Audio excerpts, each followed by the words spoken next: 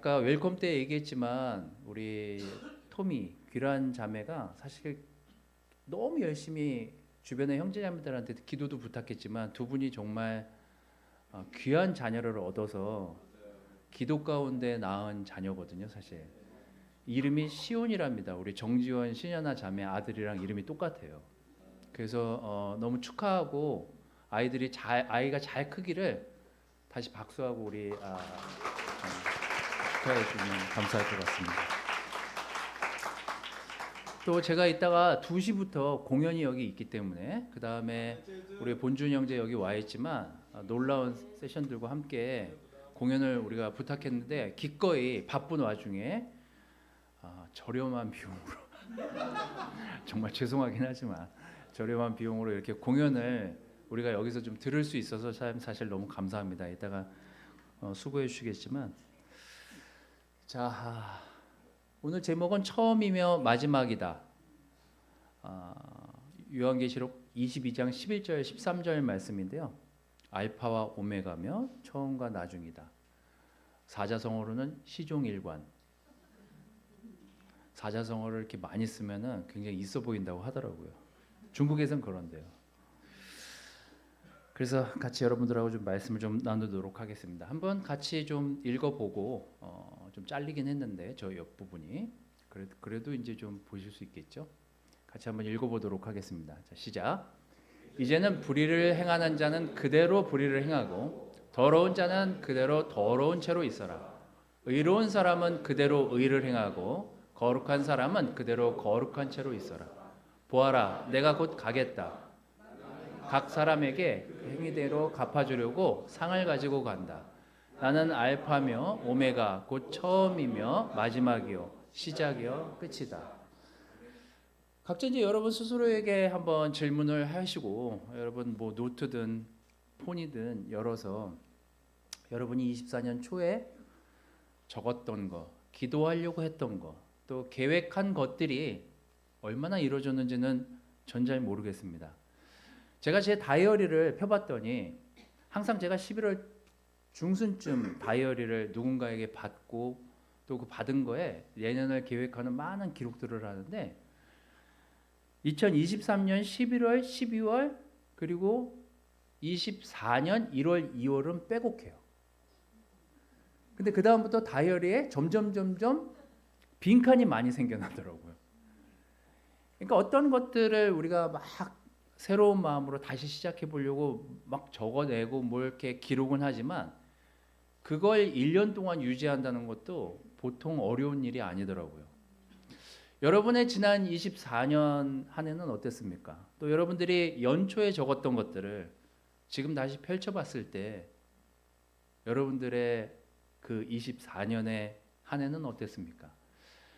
만약에 무언가 우리가 했던 일들이 다 정리되지 않았다라고 한다면 적어도 지금 남은 이 9일, 10일간의 시간이 어쩌면 25년 한 해를 시작하는 데 있어서 굉장히 중요한 시간이 되지 않을까. 그래서 처음도 되게 중요하지만 마지막을 잘 정리하는 것 또한 우리가 해야 될 일이라는 생각이 들었습니다. 그래서 이 남은 시간 동안 여러분들이 지난 한 해를 잘 돌아보고 내년 한 해를 잘 준비하면서 이 남은 시간을 좀 부족했던 부분들을 잘 채워내고 정리하는 시간으로 여러분의 24년을 정리했으면 좋겠습니다. 제가 지난주에 어떤 법의학자분의 글을 읽었습니다. 아직 제가 책을 사서 읽지는 않았어요. 살아있는 자들을 위한 죽음 수업이라는 책을 내신 분이 있습니다. 전북대학교 법의학과 교수이면서 많은 의문사로 죽으신 분들의 시신을 확인하시는 일을 하시는 직업을 가신 의사세요. 이분이 자기가 지금까지 4천여 명의 시신을 확인하고 그 체크하는 과정에서 자기한테 제일 트라우마가 됐던 시신들이 그 세월호 사건에서 죽은 사람들을 확인하는 그 일이 자기에게 지금까지도 잔상이 많이 남아서 힘들었던 시간으로 기억한다고 하시더라고요. 이분이 이 책을 쓰시면서 이 책을 쓰게 된 이유와 이야기들을 얘기를 하시면서 사람들이 흔히 얘기하기를 웰빙, 지금 현재를 잘 사는 것도 너무나 중요하고 웰다잉, 잘 죽음을 준비하는 것도 너무나 필요하다. 하지만 이분이 이제 이 책에서 얘기하고 싶은 포인트는 이거였대요. 웰빈, 사는 동안 얼마나 자기 자신을 잘 비워내는 삶을 사는 사람들이 끝내 죽음도 잘 맞이하더라는 것입니다. 어쩌면 우리가 지금 현실에 우리의 삶을 돌아보고 내가 지금 잘 살고 있는 건가를 스스로 질문하고 있는 그 삶 자체만으로도 너무 좋고 귀한 삶이지만, 우리에게 주어진 것이 우리 것이 아니라는 걸 알고 잘 덜어낼 줄 알고 잘 베풀 줄 아는 사람이 좋은 죽음을 맞이하더라라는 것입니다. 여러분의 24년이 어땠는지 모르겠습니다만 여러분의 이 마무리가 어쩌면 우리에게 다음 해를 준비하는 좋은 기회가 될 거라는 생각에 이 책을 좀 여러분들한테 좀 소개를 좀 드리고 싶었습니다. 이번 주가 크리스마스가 있잖아요. 크리스마스, 제가 어제도 어떤 모임에서 크리스마스에 대한, 너무 크리스마스를 좋아하시는 분들이 있더라고요. 이거 안 넘어갈까요? 좀 넘겨주실래요? 저희 아내가 넷플릭스에서 12월에 뭐 좋은 영화가 있다 그래가지고 이제 제가 영화를 같이 보게 됐습니다. 마리아가 주인공인데요. 아이를 낳는 과정과 예수님을 이제 낳는 과정과 그 상황에 벌어진 그런 일들에 대한 것들을 성경을 기반으로 해서 요거를 이제 영화로 만든 거예요. 제가 끝까지 보질 않았습니다. 전 좀 짜증나는 걸, 영화보다 짜증나는 걸 힘들어요. 제가 영화가 좀 잘 끝나야 되는데 중간에 이 앤서니 홉킨스가 헤롯 왕으로 나오거든요. 근데 이분이 연기를 얼마나 잘하는지 정말 보통 악랄한 게 아니에요. 그리고 좀 짜증이 났어요. 제가 보다가 연기를 얼마나 잘하시는지, 야, 내가 이 당시에 살았어도 정말 힘들었겠다. 이런 왕이랑 같이 살았으면. 저는 정말 그래서 보다가 제가 짜증나가지고 이제 포기를 했다가 도대체 어떤 인물인가라고 이분을 이제 좀 역사적인 그 자료들을 좀 찾아서 이분의 일대기를 좀 보게 됐어요. 이분이라고 하기도 좀 뭐하지만 어쨌거나 옛날 분이고, 그러니까 예수님이 태어나기 전에, 그것도 통치를 34년 하셨는데 한 통치하기 한 2, 3년 정도를 마지막 2, 3년을 남겨두고 예수님이 탄생하셨어요. 그러니까 통치 기간도 사실 예수님이랑 좀 이 맞닿은 기간은 2, 3년 정도밖에 안 돼요. 그러니까 나이가 들 만큼 들었고 이제 여기에서 할 만큼 한 유대 땅을 정복해서 인도할 수 있는 기간을 할 수 있을 만큼 인도를 하셨던 분이에요.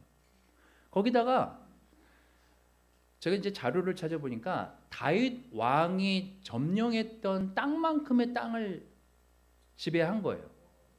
그러니까 사실 뭐 유대인 입장에서, 이스라엘 백성 입장에서 볼 때는 사실 그 당시에 유대인을 존속시킨 사람으로서는 헤롯 대왕으로 불릴 만한 인물이었던 거예요.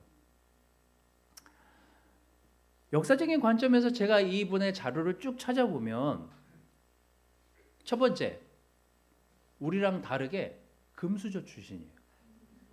우리는 다 흙수저 출신이잖아요. 이분은 금수저 출신이에요.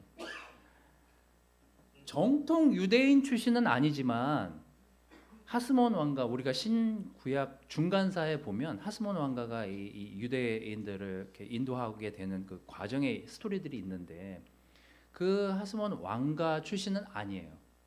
하지만 이 유대인들이 점령한 땅에 어떤 지역에서 살고 있는 에돔이라는 지역에 살고 있었던 사람이었는데, 그 아버지가, 이 헤롯 왕의 아버지가 그 조그만한 소왕국의 왕이었어요. 그러니까 돈이 없는 집안도 아니었어요. 거기다가 잘생겼대요.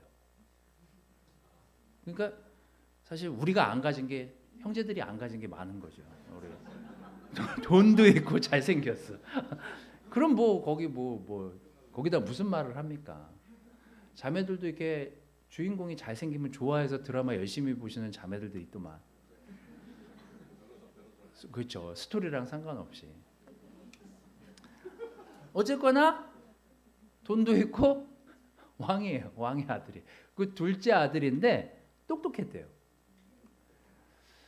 그래서 이 유대 왕국의 통폐합이 된 상태에서 이 사람들이 자라면서 이 유대 땅을 인도하고 싶은 열망으로 집안을 키워낸 집안이에요. 어쨌거나 정통 유대 가문은 아니지만 유대인에게 흡수된 지역의 땅이었기 때문에 유대인들에게는 거부감이 있었던 사람은 아니었었대요. 처음부터. 자, 그런데 이제 이 사람이 통치를 하는 과정에서 너무 통치를 잘하고 싶어 하다 보니 땅도 넓혔을 뿐만 아니라 굉장히 통치를 잘했더라고요. 우리가 성경에 보면 헤롯 성전이라고 나오잖아요. 이분이 유대인들의 환심을 사기 위해서 헤롯 그 옛날 솔로몬 성전을 확장하는 일을 통해서 유대인들에게 마음을 많이 샀다고 하더라고요. 그래서 유대인들을 위한 정책들을 굉장히 많이 했습니다. 또 하나, 로마가 이 유대 땅만큼은 별로 관여하지 않았대요. 여러분, 이 사람이 정치력이 너무 좋아서 이 아버지 세대부터 로마하고 친분을 잘 쌓아놓은 상태이다 보니까 이 헤롯이 이 유대 땅을 지배하는 거에 별반 그 영향력을 행사하지 않았대요. 그만큼 정치력도 있었던 인물이에요. 그러니 성전을 넓혀도 로마에서 뭐라고 하지도 않았고, 기록에 보니 이 헤롯 대왕이 지배하고 있었던 시간 동안에는 로마가 이들이 제공하는 재물만 받고 이들이 통치하는 거에 관여를 안 했대요. 그래서 이 유대인들이 하나님을 믿고 종교적인 자유를 갖는 데 있어서 다른 어떤 민족보다 굉장히 자유로웠다고 하더라고요. 그런 거 보면 이 사람이 그렇게 못난 사람이 아니었던 거죠.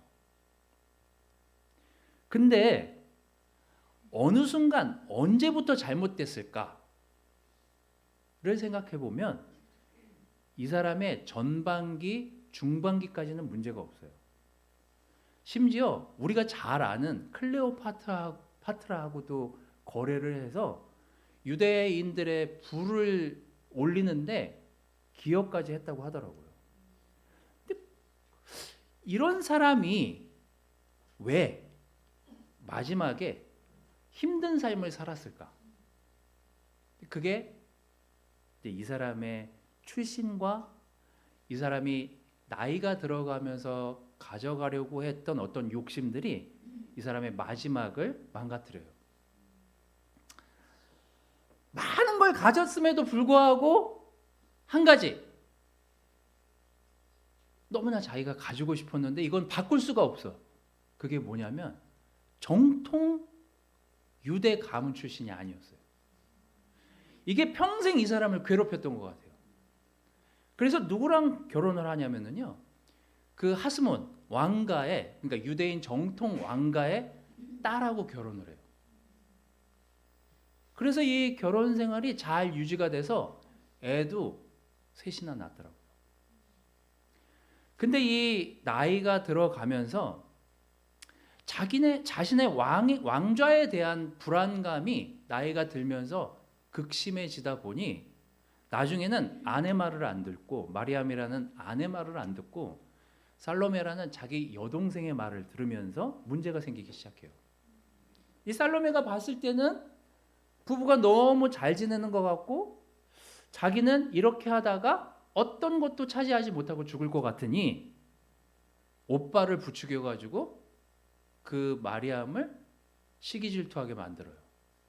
사실 이 헤롯이 가장 사랑했던, 여러 부인이 있었는데 가장 사랑했던 여인이 그 마리암이라는 여인이었다고 해요.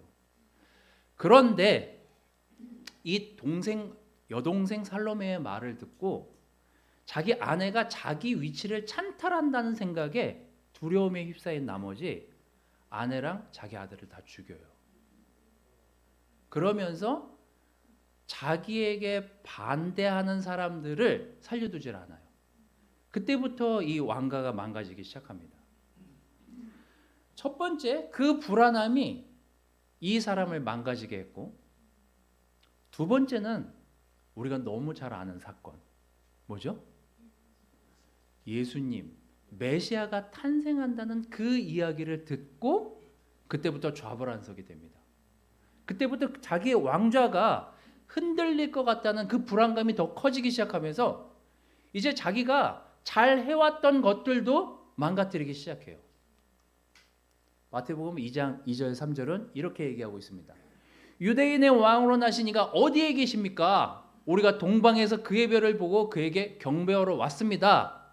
라고 했는데 그가 순간 당황합니다. 헤롯은 이 말을 듣고 당황했고 온 예루살렘 사람들도 그와 함께 당황했대요. 진짜 메시아가 진짜 유대왕이 헤롯이 아니었어?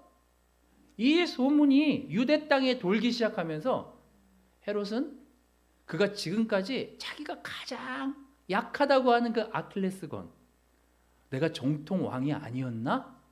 라는 이 불안감이 커지기 시작하면서 지금까지 잘 해왔던 것들도 망치게 돼요.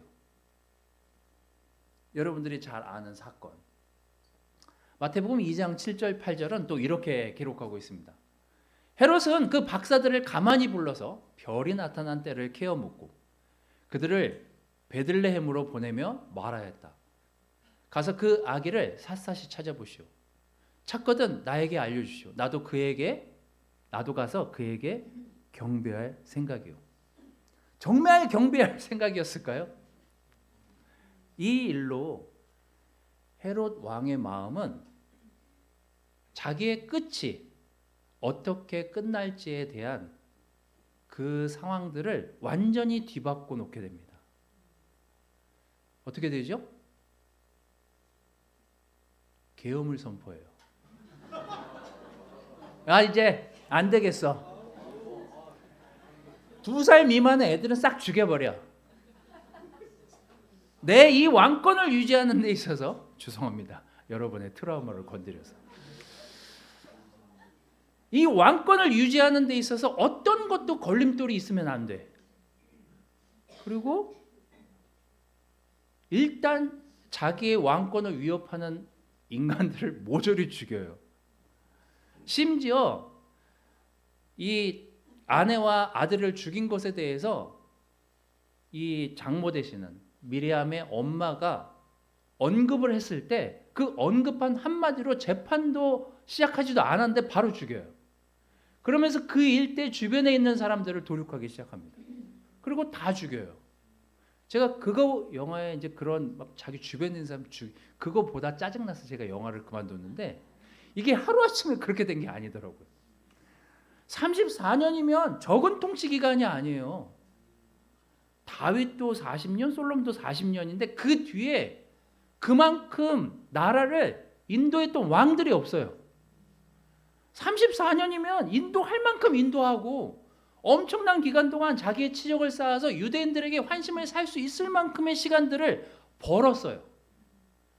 근데 그의 마지막이 어떻게 결말이 나냐면 결국 극심한 고통 속에 굉장히 주변에 아무도 없는 상태에서 혼자 죽었다고 하더라고요. 그리고 그의 첩에서 난 자식들에게 이 나라를 세 곳으로 물려줬는데 로마가 허락을 안 해요. 그래서 그 아들들은 왕이라는 칭호도 얻지 못합니다. 그리고 심지어 그 왕들 중에 그 나라를 나눠준 자식들 중에 2명은 로마에 의해서 폐위당해요. 지역을 지배하지도 못하게 만들어요. 결국 다 모든 가족이 이 헤롯의 마지막 때문에 결국 다 내리막길을 걷고 다 비참한 결과들을 맞이하게 됩니다. 우리는 우리의 인생이 언제 끝나는 인생을 사는지는 잘 모르겠지만 우리의 시작이 각기는 다 달라요.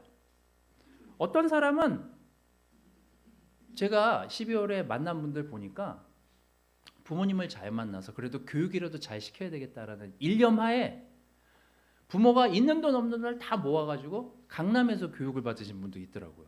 우리 중에 있어요. 찾아보세요. 우리 중에는 아버지 어머니가 너무 사는 게 급급하셔가지고 너는 네가 알아서 해. 이렇게 커서 그래도 자수성가하신 분들이 여기 있어요. 출발은 다 달라요. 어떤 사람은 좋은 환경에서 교육을 받았고 어떤 사람은 그냥 변두리, 죄송합니다, 변두리, 지방, 뭐 어디 시골, 뭐 고무신 신고 다 학교 다니신 분도 계셔요. 보쌈 메고 이렇게 뒤에 그런 거 여러분 모르시죠? 저도 깜짝 놀랐어요. 저는 다 저 세대는 책가방인 줄 알았더니 책가방을 메지도 않고 학교 다니신 분들도 여기 계시더라고요. 근데 하여튼 성공해서 다 여기 있어요. 다 찾아보면 다 있어요. 여기 찾아보면. 시작은 다 다르지만 지금 다 평범하게 여기 있잖아요. 그렇다고 여러분들이 다 금수저도 아니고 굉장히 평범하게 이 자리에 앉아 있습니다. 근데 우리가 모인 그 시작은 어디에서 시작됐냐면 이렇게 모인 시작은 다 예수님 때문에 시작된 거예요. 여러분이 흙수저이든 여러분이 가난했던 여러분들이 뭐 교육을 제대로 받았던 못 받았던 예수님을 믿겠다는 그 일념하에 말씀을 믿고 의지하고 새 사람이 되겠다라는 그 시작으로부터 시작을 했기 때문에 지금 여러분의 처음 시작과 상관없이 지금 우리가 여기 형제자매들로 있는 거예요. 우리는 대단한 시작을 해서 여기까지 왔습니다. 여러분의 지금은 어떻습니까? 또 여러분의 마지막은 어떨까요? 전 잘 모르겠습니다. 왜냐하면 제가 하나님이 아니잖아요. 여러분의 끝을 제가 어떻게 재단할 수 있겠습니까? 제가 어떻게 예상할 수 있겠냐고요. 하지만 우리가 예상해 볼 수 있는 현상들은 있습니다. 그게 뭐냐면 오늘 우리가 읽었던 그 계시록에 나오는 말씀을 우리가 어떻게 받아들이고 이해할 것인가에 대한 생각을 해보는 거죠.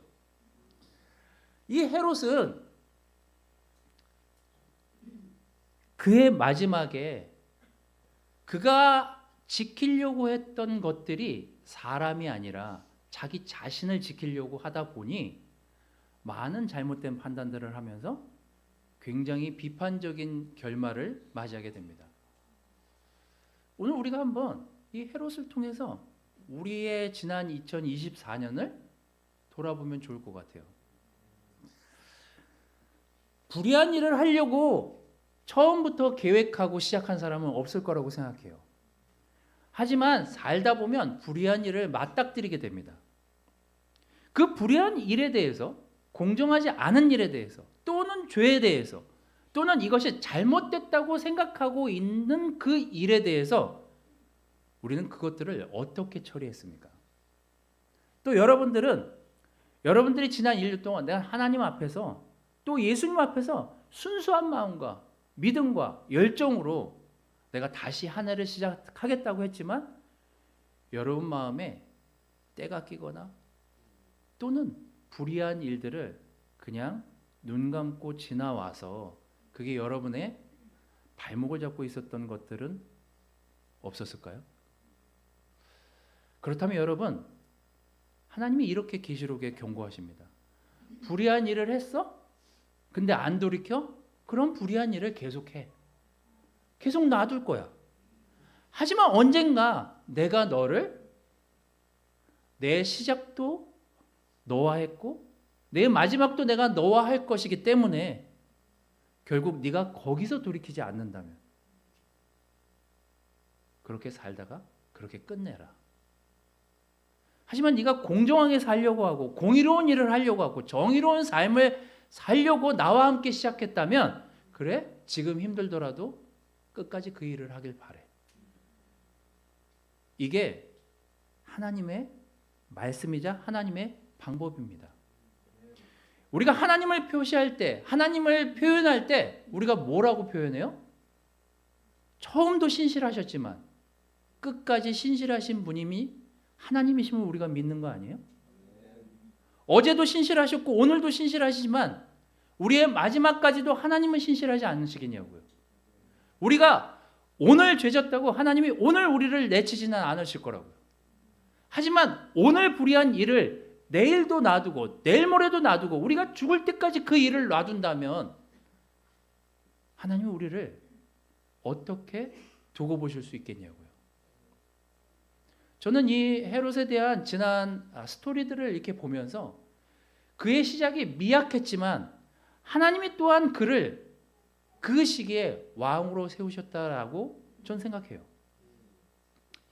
비주류임에도 불구하고 이스라엘을 다스렸고 좀 아킬레스건이 있긴 했지만 유대 땅을 다스리면서 34년간의 통치를 하나님이 허락하셨다면 그는 하나님이 허락한 사람이었어요. 하지만 그의 말은 굉장히 비참한 최후로 끝납니다. 물론 우리가 24년이 우리 인생의 끝은 아니겠죠. 25년도 우리에게 주어졌고 26년, 10년, 20년, 30년이 우리에게 주어졌을 수도 있습니다. 저는 그거를 장담할 수는 없다는 거예요. 하지만 우리의 시작이 예수님과 함께 시작했다면 우리의 끝도 예수님과 끝나기를 바라는 마음에 우리가 이 제자 삶을 사는 거 아닙니까? 그렇다면 여러분, 지금 우리가 올 한 해를 돌아보면서 어떤 것들이 나에게 있어서 좀 부대꼈는지, 좀 잘못된 방향이었는지, 혹은 내가 이것들은 회개했었어야 되는데 돌이키지 않고 지금까지 왔구나 라는 그 일이 있다면 적어도 이 9일 안에 정리는 해야 되지 않겠습니까? 여러분 정말 건강하고 새로운 25년을 맞이하려면요 한 해를 잘 정리하고 잘 비워내는 그런 태도들이 필요하다는 생각이 들었습니다. 처음이며 마지막인 하나님께서 여러분에게 권고합니다. 은혜로운 하나님께서 또 우리의 모든 생사화복을 주관하시는 하나님께서 우리에게 부탁하십니다. 나는 알파와 오메가이자 처음이며 마지막이고 너희가 했던 그 모든 과정들을 지금까지 함께 해온 분이 나라는 것을 기억해라. 하지만 너희가 불의한 일이 있었다면 돌이키려고 하고 공의로운 일을 했다면 그 일을 계속하라고요. 그래서 이 마지막이 여러분들에게 정말 잘 정리되는, 그래서 24년이 여러분들에게 잘 마무리가 돼서 정말 새로운 사람으로, 새로운 형제로 자매로 거듭나서 25년을 기쁘게 맞이하는 우리 모두가 됐으면 좋겠습니다. 메리 크리스마스고 예수님이 이 땅에 오신 것을 축하하지만 우리가 우리 스스로를 잘 돌아보면서 잘 정리하시면서 올 한 해를 마감하시기를 바라겠습니다. 말씀을 마치도록 하겠습니다.